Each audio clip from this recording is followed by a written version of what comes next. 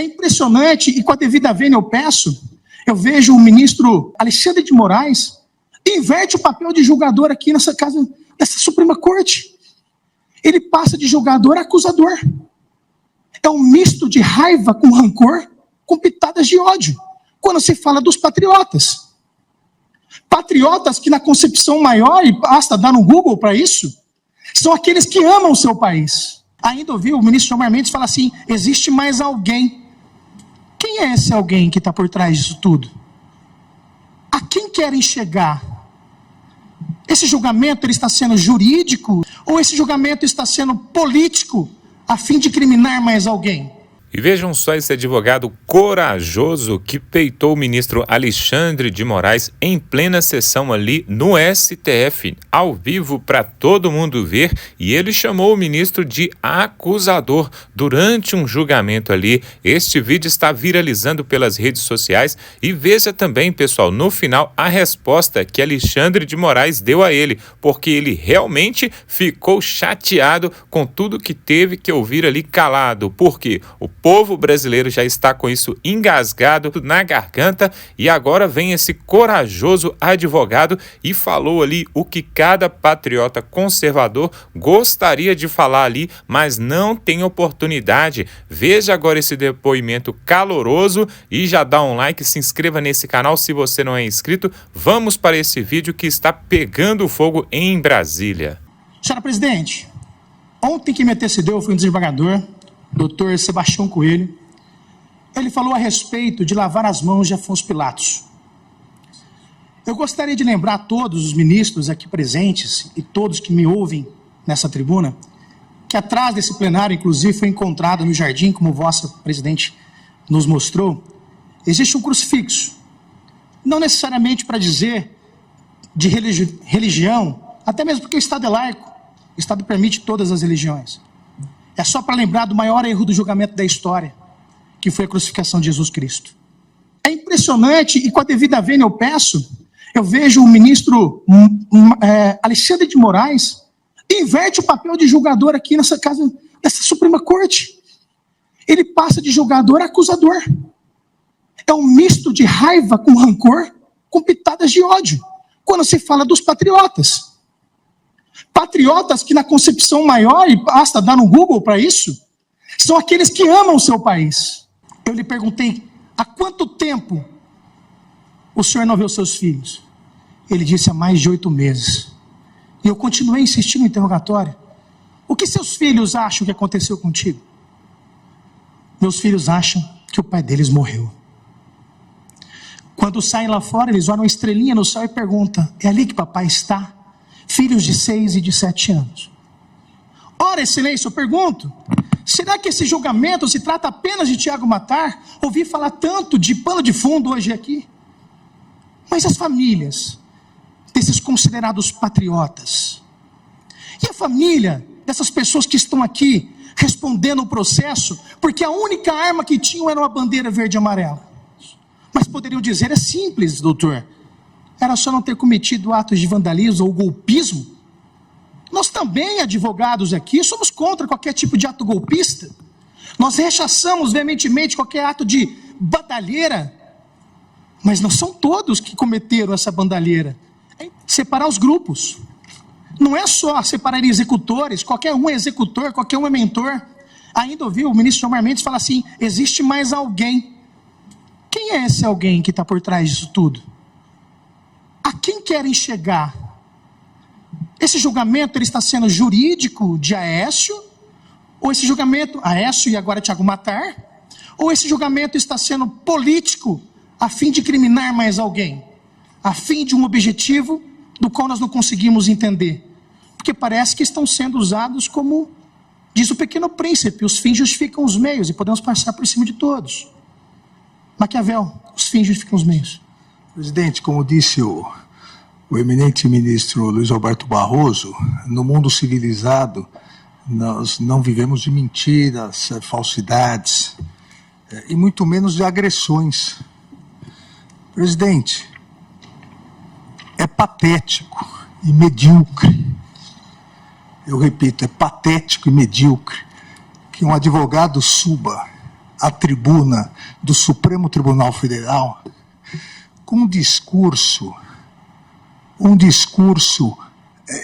de ódio, um discurso para postar depois nas redes sociais, que veio aqui agredir o Supremo Tribunal Federal, talvez pretendendo ser vereador do seu município no ano que vem. E eu digo com tristeza, presidente, que o constituído, o réu aguarda que o seu advogado venha aqui, venha defender tecnicamente, venha analisar tipo por tipo. O advogado ignorou a defesa. O advogado não analisou nada, absolutamente nada. Não analisou associação criminosa, não analisou dano, não analisou nada porque o advogado preparou um discursinho para postar em redes sociais. Isso é muito triste. Os alunos que aqui se encontram, os alunos do curso de Direito da Universidade de Rio Verde, de Goiás, hoje tiveram uma aula do que não deve ser feito na tribuna da Suprema Corte do país. Hoje tiveram uma aula do que um advogado constituído não deve fazer para prejudicar o seu constituinte. Ou seja, esquecer o processo e querer fazer uma média com os patriotas. Realmente é muito triste. E só não seria mais triste, ou só é mais triste, porque ainda confundiu o Príncipe de Maquiavel com o Pequeno Príncipe de Antonier de Saint-Exupéry, que são obras que não têm absolutamente nada a ver. Mas, obviamente, quem não leu nenhuma nem outra, vai no Google e às vezes dá algum problema. É o problema do mundo das redes sociais. Então, realmente muito triste isso que ocorreu hoje aqui, presidente. Infelizmente, para o advogado, um momento triste que vai ficar na história e nos anais do Supremo Tribunal Federal. Eu fixo a pena final aqui, e daí eu detalho cada uma delas, a pena final fica em 15 anos, não em 17 anos. Eu, de igual forma, fixo a condenação ao pagamento da indenização mínima de forma solidária em 30 milhões, para pagar antes de 30 anos, de preferência. E o de sempre, presidente, após o trânsito em julgado, lançar o nome do réu no rol dos culpados, expedição de guia de execução definitiva. Custas pelo condenado é o voto, presidente. O ministro da Suprema Corte desse país fala que eleição não se ganha, eleição se toma. Isso é preocupante. Presidente, Vossa Excelência me concede a palavra? Pois não, ministro. A mentira dominou o país e as narrativas falsas também. Então vou aproveitar para esclarecer de uma vez. Eu jamais disse que eleição não se ganha, eleição se toma. Essa é mais uma fraude que se pratica online de pessoas, de milícias digitais que cultivam a mentira, precisam da mentira, se alimentam da mentira e propagam a mentira. O episódio foi o seguinte: eu, presidente do TSE, recebi no meu gabinete o senador Messias de Jesus, do estado de Roraima. O senador Messias de Jesus me disse: eu apoio o presidente, porém sou contra a volta do voto impresso, porque no meu estado, por 2 vezes, venci as eleições no tempo do voto de papel e me tomaram as eleições. E me disse ele: eleição em Roraima não se ganha, se toma. Me disse Sua Excelência, o senador. No dia seguinte, eu vou à Câmara dos Deputados, sem nenhum ativismo legislativo. Fui, depois de 3 convites, um deles pessoal do presidente da Câmara dos Deputados, Arthur Lira. Me pediu que fosse lá expor por que nós defendíamos o voto eletrônico e não o voto impresso. Ao chegar na Câmara dos Deputados, veio falar comigo o filho do senador Messias de Jesus, deputado Jonathan de Jesus, hoje ministro do Tribunal de Contas da União. O deputado Jonathan de Jesus me diz: o senhor esteve ontem com o meu pai. E eu respondo a ele, inclusive nós brincamos que eleição em Roraima não se ganha, se toma. Frase do senador Messias de Jesus, reportando-se ao tempo em que o voto não era eletrônico.